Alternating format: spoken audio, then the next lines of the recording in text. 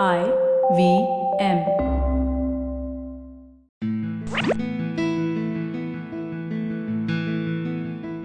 Hello and welcome to the Habit Coach podcast. I'm Ashdin Doctor, your habit coach.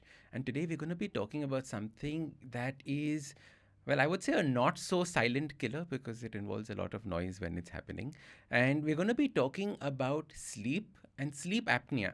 Now, this is something that I've seen in many of my clients, and we've been working and we've been talking to doctors about it as well. And we have a specialist with us on the Habit Coach podcast to discuss sleep apnea. Join me in welcoming Dr. Vikas Agarwal to the Habit Coach podcast. Hi, Doctor, Ashdin. Thank you for bringing me here. my pleasure. Yeah. Like I said, this is such an important topic that most of us just don't know about, like sleep apnea, etc. Doctor, can you just tell us a little bit about yourself? How did you get into this field? So I'm an ENT surgeon practicing since 2003.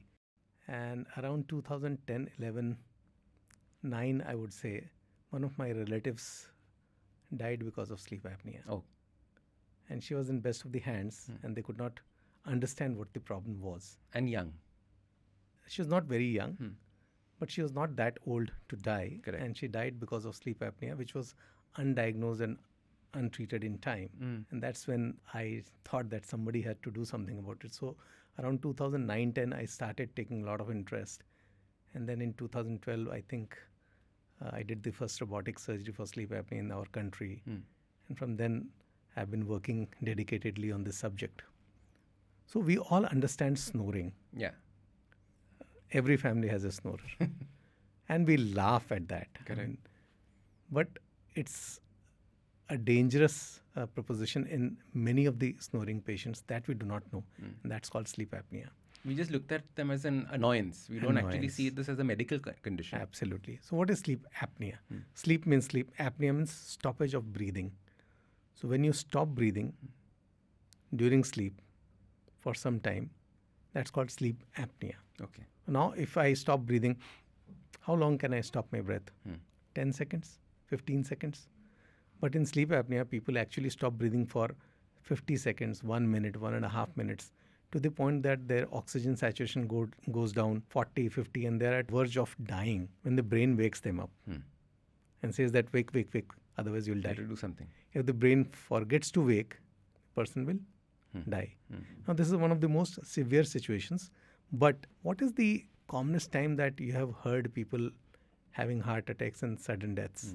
Is it afternoon or late evening, late night, early morning? Correct. Early morning. It's just early morning, before late 5 night. o'clock, 6. Correct, 5 o'clock. Why? Because you are in the deepest of the sleep at that time. Right. And therefore, your brain is not that active. So your brain actually forgets to wake you up. Sometimes. And that's the leading cause of death. Right. And heart attacks and sudden deaths. So sleep apnea is that dangerous. Now, this is about dying, but many people in the early stages of life, even if they're not at verge of dying, they're young, but their quality of life is bad. Because if they're stopping to breathe in their sleep, many a times their sleep is always disturbed. They never go to deep sleep. Right. And we know that if we are sleeping for 7 to 8 hours, that's our requirement, we need to go into deep sleep for at least 2 to 3 hours. And if you do not get into deep sleep, your regeneration of the brain, of the cells of the body does not happen. Correct. Therefore, you age faster, you wake up being tired, and your whole productivity is gone for a toss. So even if you're not dying, you're not doing any good to your life, to your work, Correct. to your family.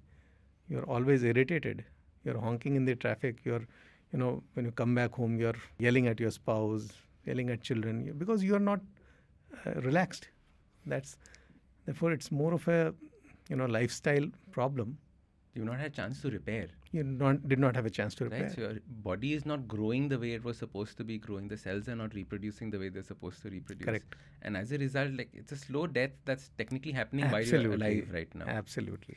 It's something that, like you said, is going undiagnosed.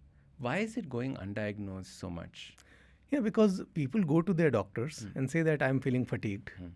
And they're checked for thyroid, they're checked for diabetes, they're checked for blood pressure. Sometimes they do not develop any of these things, like I said, in the early stages of life, 20 or 30 year. But still they're having this problem and everything comes normal and the doctor would say, oh, it's your stress. It's not the stress. He's unable to sleep well. Yeah. So how does this stress go down? I mean, your body is getting stressed. It has to de-stress by getting a proper sleep, which is not getting.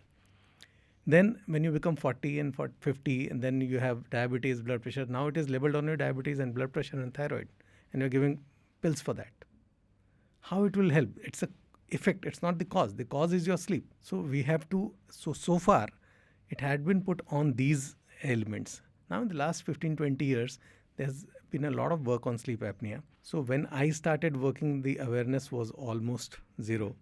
Now in the last few years, I see a lot of, especially after Bappi Lahiri's death, media has covered it. Which was sleep apnea. Which was sleep apnea. Okay. So I see a lot of awareness in people, and maybe this podcast will help us to create awareness in people. Absolutely. That this is a condition which is treatable. If you catch it in time, it's treatable.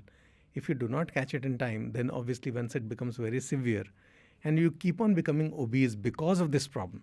Obesity is a cause of sleep apnea, and sleep apnea itself is a cause of obesity because you are not getting up fresh, you are not being able to regenerate your cells. Your whole metabolism, and there's some hormones called leptin and ghrelin. I'll not get into the technical details. They are all deranged. That itself leads to obesity. So it's a vicious cycle that a person falls into.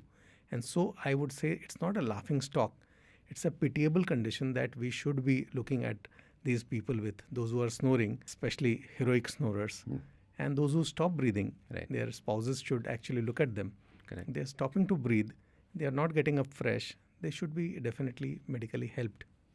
I remember a friend of ours had come to me and saying that, Ashdin, like, I get really scared when I'm sleeping next to my husband because suddenly in the middle of the night it sounds like someone's choking him, and I don't know what to do. And this is obviously an aspect of sleep apnea. This is a witnessed apnea, we call it. Okay, so if you enjoyed this episode, I want you to do two things. The first is make sure you send it to 3 friends so that they can enrich their life as well. The second thing I want you to do is I want you to subscribe so you know when future videos and podcasts come out.